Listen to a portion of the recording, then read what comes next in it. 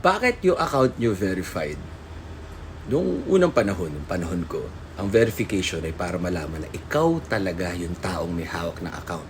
Lalong-lalo na kung isa kang celebrity, singer, rapper, or artista. Lalo na kung kilala kang tao, sikat ka, public figure.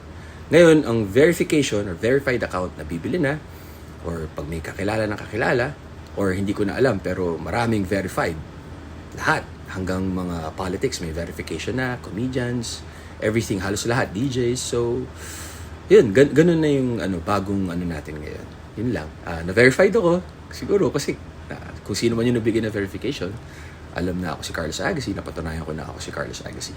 So, ganun lang po kasimple yun. Para siyang issued ID na malaman na ikaw talaga yung kausap nila. Tama kayo, mali ako, I'm not your doctor. Do what works for you. Ganda mo, love. Hi!